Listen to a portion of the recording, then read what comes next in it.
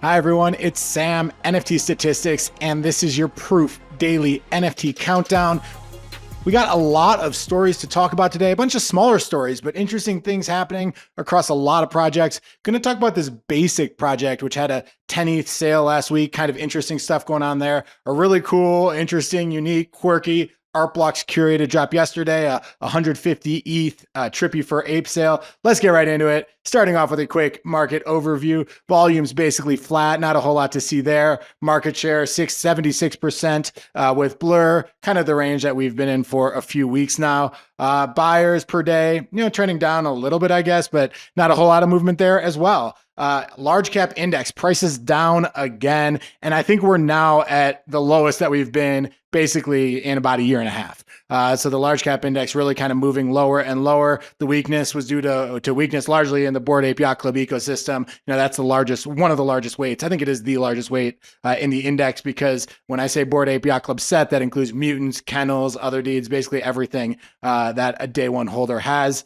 Doodles weak, Cool Cats weak as well. And then Pudgy Penguins have had a nice little rally, and that they were up a fair bit. As you know, anyone who watches this show knows that my view is that prices kind of tend to trend lower over time when they're being passed back and forth by airdrop farmers. You're getting paid in Blur, so you're willing to take small losses. But the real determinant of price movement is when people who have kind of been holding NFTs and not sold them into bids, sell them into bids for the first time. And is that offset by people who are long-term holders buying them? And I think that that's kind of the big differential for what goes up, what goes down. What this table here looks at is new NFTs that have never been dumped into bids that get dumped into bids by day. And you can see yesterday had 22 mutant apes, 19 bored apes, both the highest those numbers have been for more than 2 weeks.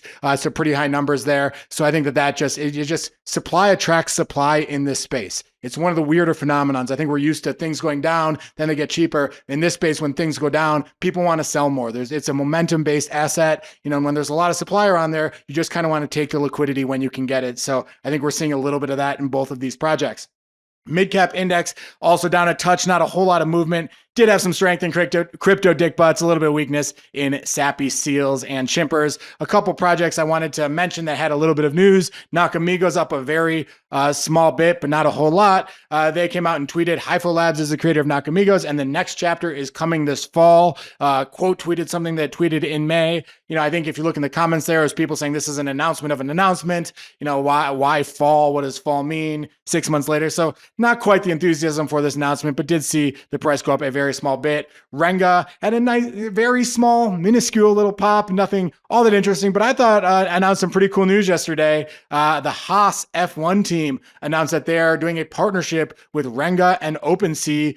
You can see this art, very quintessential dirty robot art that will probably be, perhaps somewhere on the car or something like that, but it's always fun to see kind of high profile brands and high profile businesses embracing some of the Web3 brands. So congrats to Renga on that. And then also want to mention Goblin Town, which had a huge bump about a week ago when the floor went from about 0.2 to 0.5. Now it's down to about 0.35. But tomorrow is the burn of the acceptance letters. They announced a while ago that they're starting a new collection where you basically get employees of some imaginary town that they have created.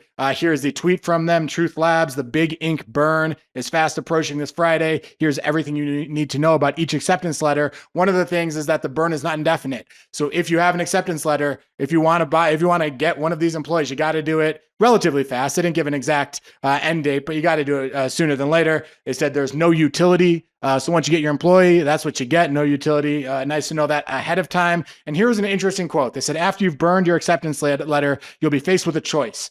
You can burn a new letter for a fresh new employee or help your employee escape. This gives you a chance to re-roll your employee with another letter. I think what they're basically saying is that you can change what you have. If you don't like the art, if you want something more rare, you can change it. But I also think that that's going to have a number that says you re-rolled, and in the metadata will tell you how many times you re-rolled. So perhaps a little trade-off there. Hard to know, but interesting stuff. These guys are pretty fun, and it's always fun to see what they're doing. Here's a little bit of the art. I think it's kind of cool. I think this is the art. These are pictures they tweeted. Pretty sure that's the art. But either way, I think it looks pretty cool. I like it. In terms of art projects, where was the volume? There was not a whole lot. Dopamine machines, which I will talk about in a section, led, but that was because it was mint day for them. And then Chromie Squiggles was the only other project that did more than 10 ETH of volume. Here's the squiggle that traded. Pretty cool looking squiggle. I like those colors. Upward movement, kind of dig it. 10.5 ETH. This piece from Emily Shee, an interwoven, one of her recent drops with LACMA, sold for 3 ETH, slightly before the 3.5 ETH floor. We had a Life in West America sell for 4.74 ETH. So that project starting to see more sales, kind of in that 3 to 5, 4 to 5 ETH range, crawling a little bit up higher for that Rope Reniso project. And then we have a Singularity here, which sold for 2.95 ETH.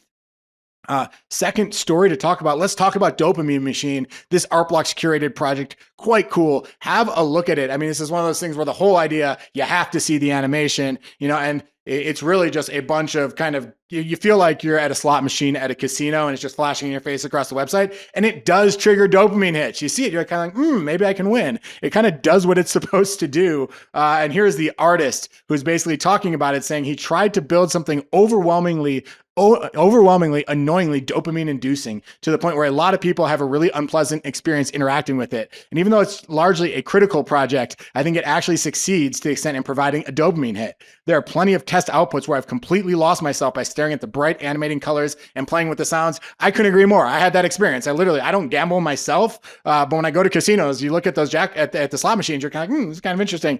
And I think that's what he does here. A little bit more about it. Each piece is a standalone, fully functional website. So you can push D on to download the actual HTML. The artist, Steve Pikelny, sorry, Steve, but let's just say Pikelny, studied film, creative writing in college, but then he went into finance, but always found coding to be a creative outlet for him. And he started building these kind of like joke websites called Fast Money Cash Plus.biz, ronamerch.co, that really played into kind of the same dopamine things that we're seeing here, kind of lean heavily on CSS animation. He also recently wrote and commissioned a children's book, which is very cynical and negative, and that kind of went viral on Twitter. He said he got some death threats, and then he says that was an accomplishment, I guess. This was from an interview on Artblocks, so pretty interesting, funny guy. Here is a picture of that children's book that went viral. He said, "You are not special, you are not special, there are billions of people like you," etc., etc., and he was the author. So if you've seen that, now you know that you can buy one of his NFTs. Top sales thus far, a couple of them a little bit unique, kind of looking pieces within the project, sold for 1 ETH each. And in terms of where the general sales have been, floor fell a little bit after the initial mint, and then kind of rose to 0.35, and it's kind of been pretty steady in this 0.25 to 0.3 ETH range. So congrats to Steve, and certainly an interesting output from Artblocks. Last thing to talk about, let's talk about a few notable sales, but within this, I want to talk about this Basiic project, because there was a Basiic sale for 10 ETH. And this was last Friday. I haven't talked about it, so we're talking about it now. And I kind of want to dig into this. It's called Computer Science Death of by Basiic. Basiic is an anonymous artist playing around with AI, and this piece was bought by Alexis Ohanian for 10 ETH. Here are some of the other top sales have kind of been in this 2 to 3 ETH range for this art. The floor right now is around 8 ETH though. So, not the most liquid collection, but we are seeing the prices generally go higher. The artist did create a Medium post basically explaining the entire project, Computer Science Death of 2023. He or she applies artificial intelligence to the field of visual art under the pseudonym Welcome to the First Project. And a bit about it, a non-artist basically interacted just with ChatGPT and said, I want ChatGPT to be a generative artist here. First said, what makes a good generative artist? And then going all the way forward to asking the ChatGPT to create a bunch of code and a bunch of algorithms that create generative art. And from that, the artist picked out which one would be this project. Over 100 algorithms were created, meant to basically, I think that this was meant to be a stake in the ground saying, this is what ChatGPT can do with generative art, in the second quarter of 2023. And that was really the goal of it. So pretty interesting stuff. If you look at, I thought this was kind of interesting. One of the links shows other algorithms that were cranked out. This one is one that was linked to. Really beautiful movement and art that ChatGPT created. So pretty cool stuff. The artist does include kind of the functions that were written by ChatGPT in the Medium post, and also said, the goal here was for there to be imperfections, for you to realize like nothing is perfect right now. ChatGPT isn't quite there yet, but that's kind of the autonomy of AI, and to have the blemishes that most art has. And then the other thing is all earnings from royalties and secondary sales are used to buy other NFTs in the collection. So the artist is not making money, but is using the royalties to buy the project. So interesting stuff. And a 10 ETH sale is certainly nothing to scoff at. So wanted to kind of dig in a little bit there. Other big sales, this Trippy fur ape sold for 149.7 ETH. One of the cleanest Trippy fur, I think, is out there. That halo, double board. What does double board mean? It means the eyes have the board trait, the mouth has the board trait, something that I think the Bored Ape ecosystem tends to like. And this sold for 149.7 ETH, a lot lower than other Trippy fur sales, but still a 4 to 5 X premium versus the floor. So relative to floor, probably in line with where the trade has been. The seller was Mr. Yu Pikelny. He is a teacher, I believe, in Germany. But nice to see some teachers in this space, not just kind of NFT traders or finance people. Thanks to all the teachers out there. And thanks to Mr. Yu. Congrats on the sale you got here.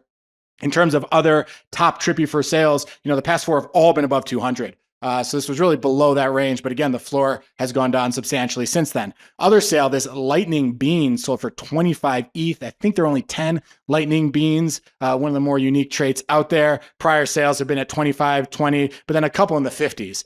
So really kind of a grail trait for the Beanz. Obviously, we're all looking to see what happens at the Azuki event tomorrow. So nice to see a nice Beanz sale ahead of that. And then one piece I wanted to talk about, this piece called The Game of Life by Amaan Jahangir.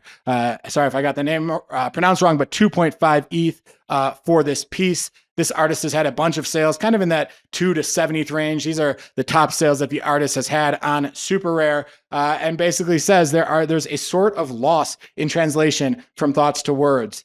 Words can limit the feeling, and his art is his effort to do his best to portray the unspoken and vivid language into pieces. Does it quite effectively in the work that he has there. So nice to see that sale. That is all from me today. I don't think I'm going to be here tomorrow. I'm flying to Wisconsin. So any viewers who are out there who are in Wisconsin, hit me up in my DMs. Would love to connect, but I will be in Wisconsin. I don't think I can make this show. I'll do my best to. Just want to get that warning out there. But if you like this one, if you thought it was good, give us a like. Tell us what you think in the comments. Subscribe to the channel, and we'll see you soon. I hope you have a great day.